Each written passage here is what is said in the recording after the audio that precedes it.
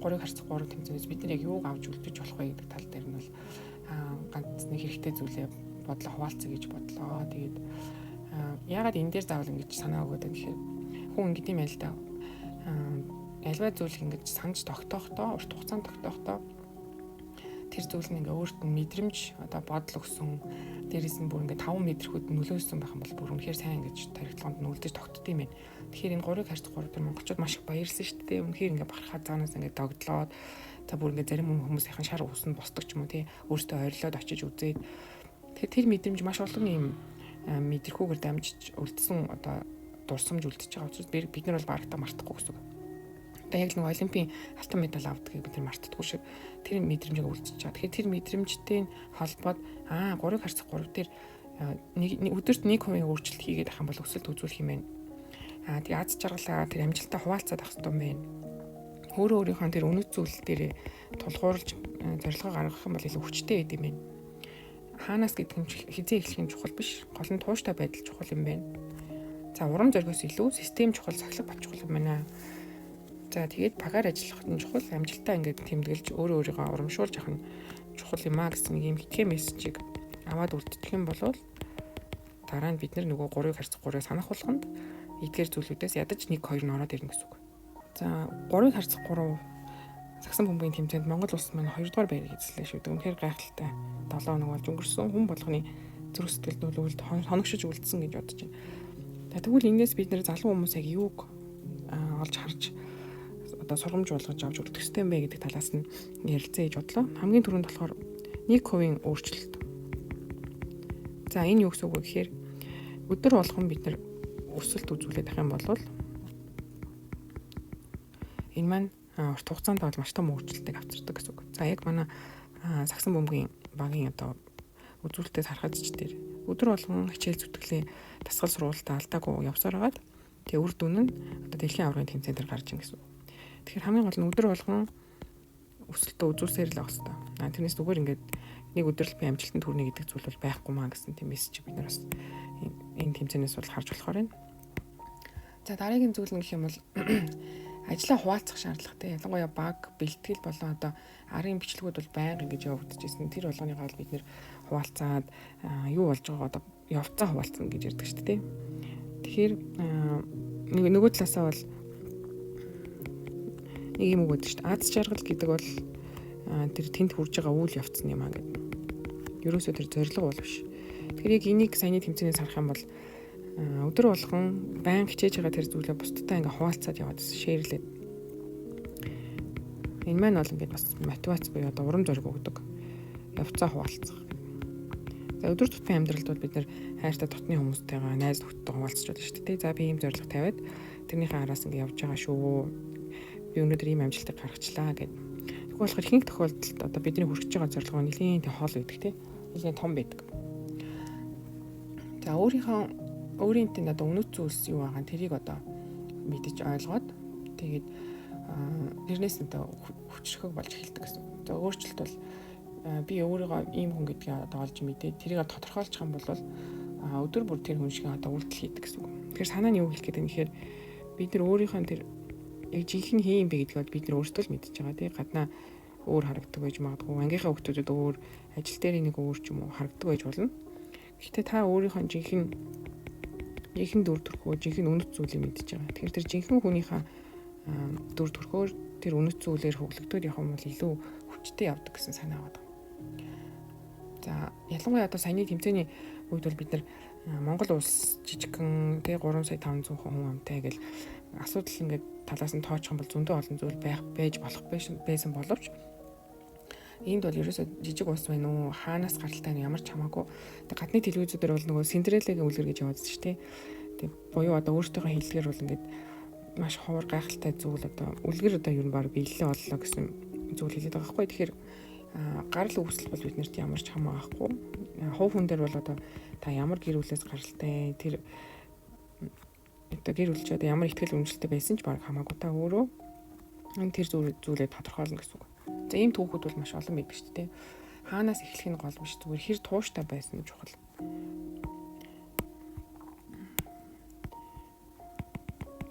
Яг танд хэрэг боломж болцоо тэр зүйл нь байгаа бол сайн. тэр чинь байхгүй байлаа гэж бас шалтгаан биш ээ л гэсэн. Хамгийн гол нь тууштай байгаад хийж байгаа зүйлээ баг багаар сайжруулаад томруулаад явах юм бол амжилт бол байдгаа гэсэн. За бэлтгэл айгу сайн байсан тийм манай багийнхны хувьд бол бэлтгэл бол цахилга батдаг шаардна, за давтамж шаардна, өдөр болгоны хичээл зүтгэл шаардна. Тийм учраас нөгөө эндээс юу гэж хэлэх гээд юм гэхээр урам зориг гэж бид нэр ярьдаг шүү дээ. Нэг урам аваад за би ч гэсэн ялгаагүй нэг он эхлэхэд нэг зориг тавиал за одоо тийг ингээд зорилгоо тавьдаг. Гэтэл тэр маань ингээд хэсэг явж байгаа ингээд унцдаг. Тэгээ ялангуяа одоо нөгөө жимд явж байгаа хүмүүс төр харагддаг гэдэг нь судалгаа байдаг шүү дээ. Оны ихэнд бол ингээд маш өндөр нэг сарын байдлаар гэсэн үг. Маш олон хүмүүс ингээд за турамж гэдэг юм уу бие гоё болгоно одоо гоё эрүүл амьдрах маш олон зорилго тавьж байгаа. Дасгал хөдөлгөөн хийж эхлээд жимд явдаг. Тэр нэг айжмдаа унаад байдаг.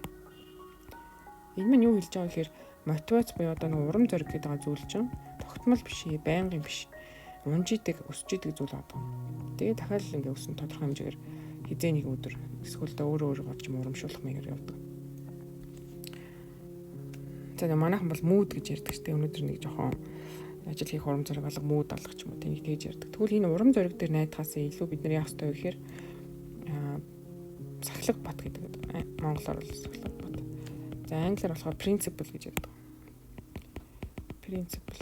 За хэрвээ бид нар урам зориг ус сахилга батан дээр л тулгуурладаг болчих юм бол заавал одоо гэдэг би өнөөдөр ингээд энэ 7 хоногт аягүй гоё ирч хүчтэй байна те ажлын явуулъя гэл. Тэгээ эх 7 хоногт нь болохоор одоо хийх ажилласаасаа болоод ингээд ямар ч үр дүн гардаг ч юм уу. Тэгээ тэрэндээ өөрөө дахиад готордог ч юм уу. Ийм дэшээ доош хэлбэлцлээс бол сэргийлж өгч чадна л гэсэн үг. Тэгэхээр юу хэлэх гээд юм гэхээр систем байх хэрэгтэй гэсэн.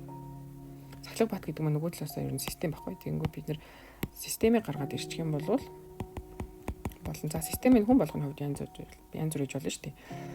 Зарим хүний хувьд ингээд өглөө босоод ном уншаад өөрийгөө хөгжүүлдэг байж болно. Эсвэл өглөө босоод дасгал хийгээд гүүгээд одоо сүүлийн үеийн залуучууд маш их гүйдэг болсон. Тэгээд эрүүл юм найз нөхдөйгөө хүрээлэгт хилэнгээ дасгалаа хийгээд өөр ирч хүчийг мэдрээд ингээд өдрийг маш ирч хүчтэй гоё өнгөрүүлдэг юм клубүүд гараад ирсэн байсан. Гүйдэг клубүүд.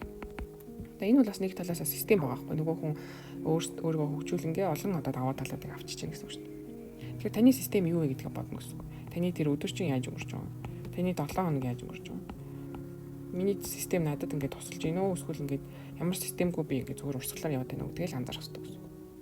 За энэ маань бол саксны одоо тэмцээн дээр бол нөгөө бэлтгэл, дасгал, сургууль бүх зүйлээ төлөвлөж гаргаж байгаа шүү дээ. Өдөр тэдэн цаг дасгал хийн. За тийм тэмцээнүүдэд орно. За нойр хоолой тэгээд зохицуулна ингээд бүх зүйлээ төлөвлөж байгаа. Энэ бол өөрөө систем байгаа байхгүй цаана. За систем ямар үед хэрэг болох вэ гэхээр мэдээж нөгөө урам зориг маань буугаад ирсэн үед систем байгаа цагт бол босоод ирнэ л гэсэн үг. Тэгэхээр ерөнхийдөө энэ график дээр байгаа шиг нэг буугаал нэг өсөөд мэдвэ ш ерөнхийдөө жигд байлгахыг зориод байна гэсэн үг.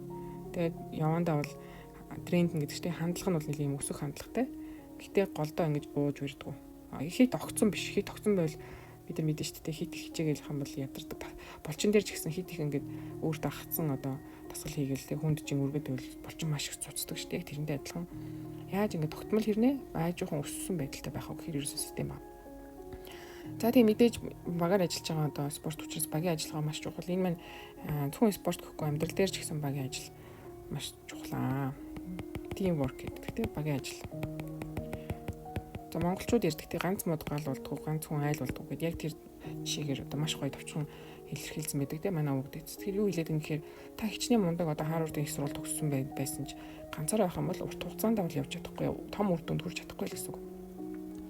Тэгэхээр бусдтай хамтарч ажиллаж сурах хэрэгтэй л гэсэн үг хамгийн энгийнээр хэлэх юм бол. За та жишээлх юм бол одоо та өдөрт 8 цаг те бүр суугаад ном бичдэг байлаа гэж бодъё л доо.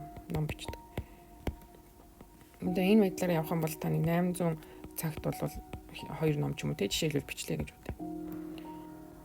Тэрний оронд та өдөрт 2 цаг суудаг, маш чанартай суудаг 4 хүнтэй байх юм бол энэ ажлыг ялгаагүй 2 ном хийчих гэсэн үг. Дөрвөлээ нийлээл хийчих.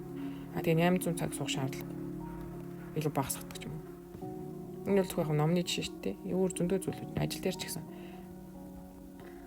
8 цаг сууж төвлөрч чаддаг хүмүүс ховор идэг байх. Ер нь бол за нэг дунджаар 4 цаг ч юм уу тэг төвлөрүүлэх зүгээр гээд бас нөгөө deep work гэдэг номдоо гардаг шүү дээ. Тэгвэл 4 цаг төвлөрдөг 4 хүн байх юм бол нэг ажлыг маш хурдтай амжуулна тийм. Иймэрхүү зарчмаар бас явна гэсэн үг. За хамгийн сүүлд нь болохоор ололт амжилттай тэмдэглэний. За энийг бол нэлээд одоо мартагдуулаад байдаг зүйлсээ санагддаг. Ялангуяа түрүү хэлсэн тийм урт хугацааны юм том үр дүнд хүлээж байгаа ажил дээр зорилго дээр явж байгаа тохиолдолд бол бид нэр акцуудаа ингээд тэмдэглэхээ мартчихдаг. Тэгэхээр ерөөсөө нэг жижиг зүйл байсан ч гэсэн биний өмнө бас нэг юм дээр видеон дээр ярьжсэн. Жижиг зүйлүүдээ ингээд бүр болохгүй ингээд цаас гаргаад хөрөгчөн дээр нааж байгаа чамаагүй. За би энэ зүйл ингээд хийцэн шүүгээ боддог ч юм уу ингээд зөвлөө тэмдэглэдэг ч юм уу. Тэгсэр гад энэ болгоомж ингээд 3 4 7 хоногийн дараа үр дүн ингээд харагдаад эхэлдэг. Тэгээ иймэрхүү байдлаар энгийн хэрнээ хүүхдийн шиг боловч одоо энэ хүртэл ингээд ажилтдаг бүр болохгүй л гэсэн үг. Цаанаа нэг удаа гэхээр маш олон жижиг одоо зүйлүүдээс бүрдсэн зүйл хийж байгаа шүү. Гэхдээ тэр лугаа ингээд би явж байгаа шүү гэдэг тэр одоо үр дүнтэй байдлыг мэдрэн гэх юм уу? Үр бүтэмжийг мэдрээ тэрнээсээ ингээд гол нь аз жаргалыг мэдрээд урам зориг мэдрэх гэдэг байна. За энийг хийцээ. Та өдөр болгоо ингээд туршил бүтээгч болоос иймэрхүү байдлаар явж болно. Хөргөчн дээр наачиж болно. Хөргөчөө бид нар байнга л уусаа нийдэг шүү дээ. Тэгэл хөргөчнөрөө наачил. За өнөөдөр би энийг хийцээ шүү гэл. Тэгээ нэг хэсэг явахаар ингээд дадал болчихдог. За энийг бол дадал зуршлын одоо ярьсан хэсгээ сонсож болно.